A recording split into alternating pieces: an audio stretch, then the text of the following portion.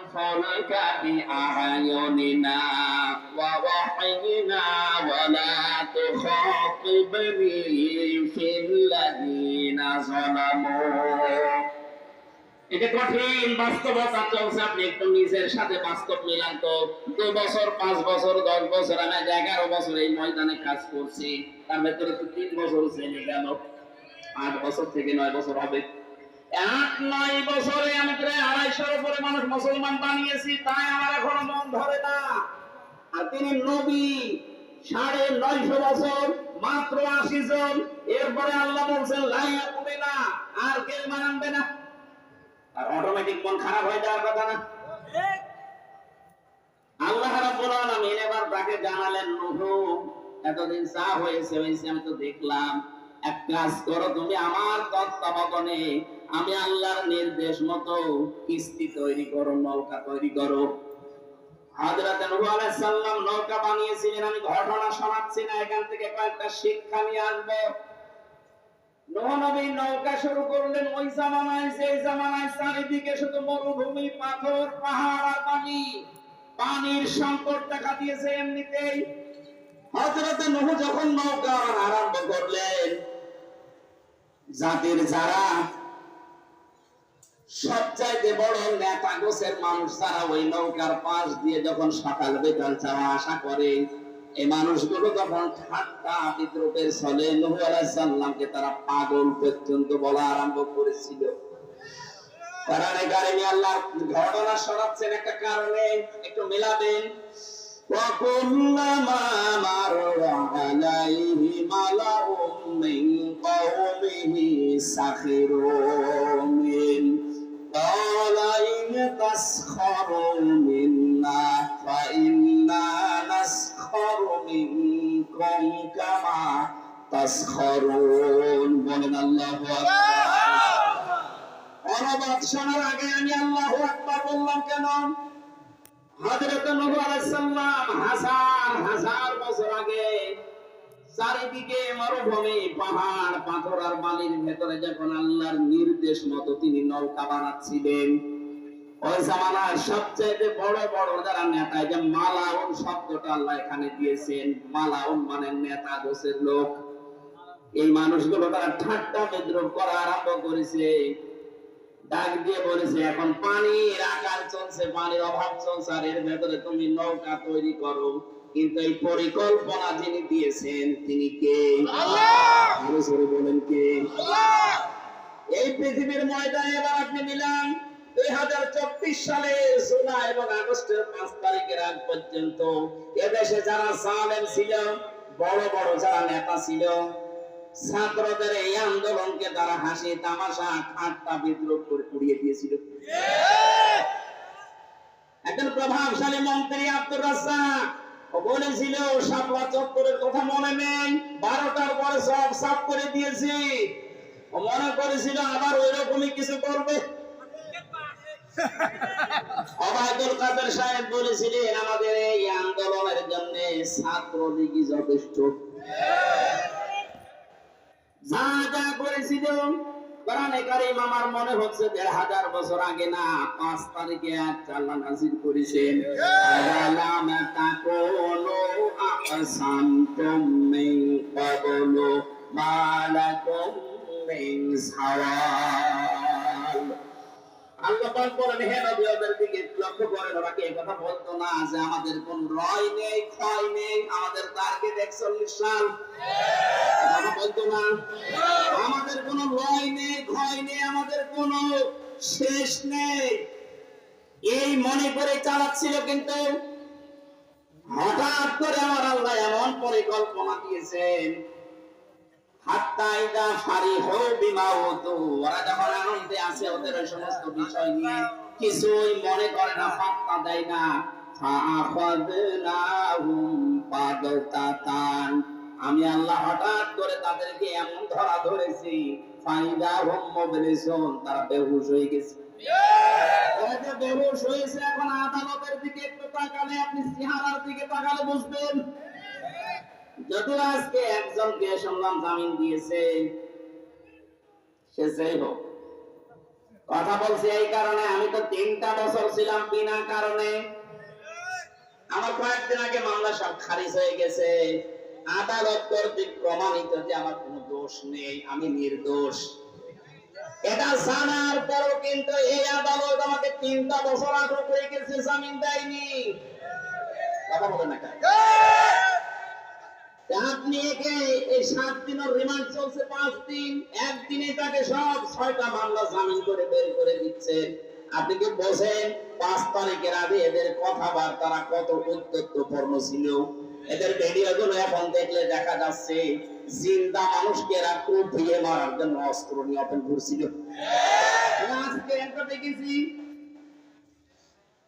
সিরাজগঞ্জ থেকে একবার যাচ্ছিলাম 13 সালে, শাপলা চত্বরের ঘটনার আগে ড্রাইভারের পেছনে আসি বসে বাসের ভেতরে, মাঝখানে দেখলাম একটা কুকুর রাস্তায় পড়ে আছে মরে। ড্রাইভার কুকুরের উপর দিয়ে না দিয়ে বাম দিয়ে চালিয়ে দিল, একটু গাড়িটা সেকি দিয়ে উঠেছে।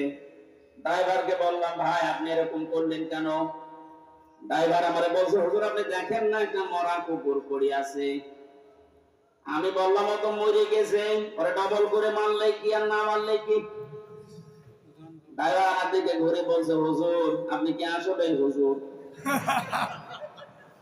আপনি কেমন, আপনি দেখছেন যে একটা মরা কুকুর পড়ে আছে, এরপর আমার ডবল করে চাকা তুলে দেবো, আমার বিবেক নেই? হ্যাঁ, এই কথাটা শোনার জন্য আমি ছিলাম। একটা মরা কুকুর পড়ে আছে, আপনি ডবল করে তারে মারেন না, আপনার বিবেকে বাধা দেয়।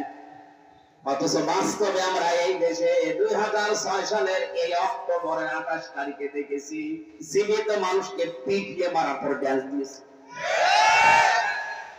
আপনাদেরকে মানুষ বলতে পারেন? এই জালিমদের দোষর যারা ছিল সবগুলো কুলাঙ্গার মানুষ। মানুষের তালিকায় নাম দেওয়া ঠিক না। যারা মানুষকে হত্যা করে শুধু শেষ করেনি, লাশের উপরে ড্যান্স দিয়েছে।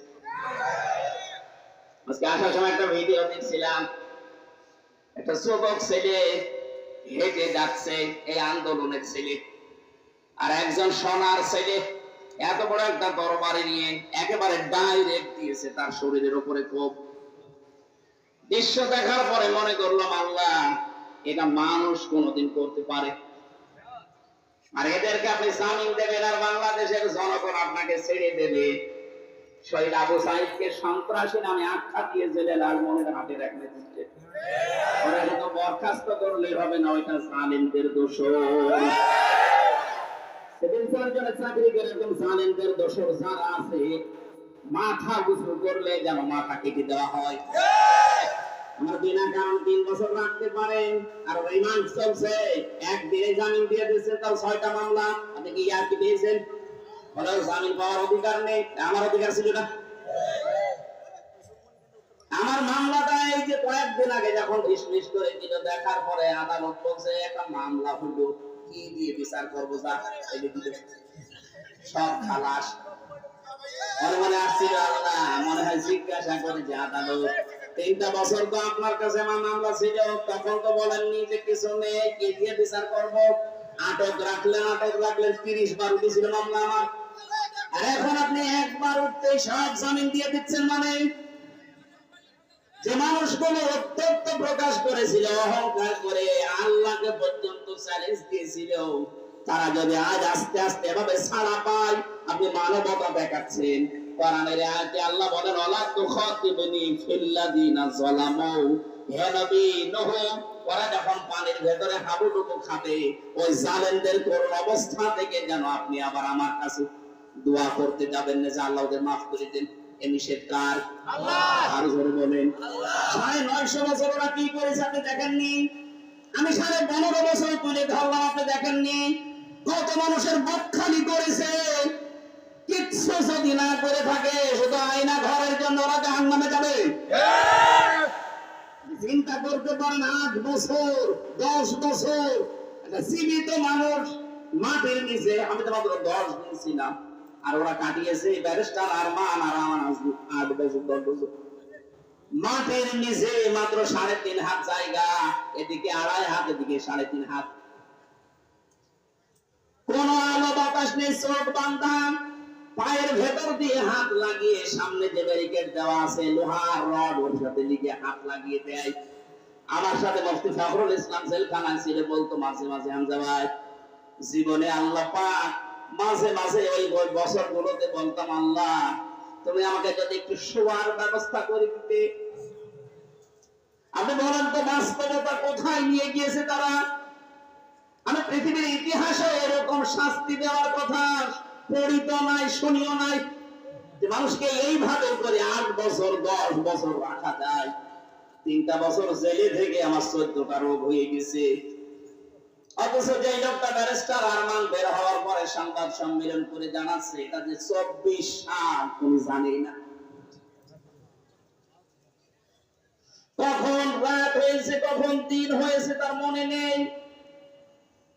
খাবার চা দিত ছোলা পচা, এরপরে মাখানো খাবার মনে হয় কেউ মাখিয়ে রেখে গেছে, ওই খাবার পচা দুর্গন্ধ, খেলে খান না খেলে মরি যান।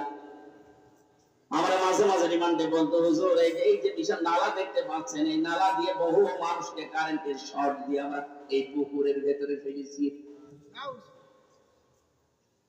এই কঠিন ভয়ঙ্কর দৃশ্যগুলো সামনে আসে, আপনি এরপরও জালেমদের পক্ষে সাফাই গান, যা পা ঘাবড়াবেন না। মানুষ আপনি ঘাবড়ালে আমরা নরম হয়ে যাই। মাঝে মাঝে সাহস দিচ্ছে, আপনি চট করে ঢুকে পড়েন, আসি। আপনি চট করে ঢোকা দরকার নেই, এই দেশের জনগণ আপনাকে নিয়ে আসবে। যা করেছেন এই 15.5 বছরে, ওই 6 সালের 28 অক্টোবর থেকে শুরু করে 24-এর 5 আগস্ট পর্যন্ত প্রত্যেকটা হত্যার হুকুমদাতা হিসেবে আপনার বিচার করা দরকার।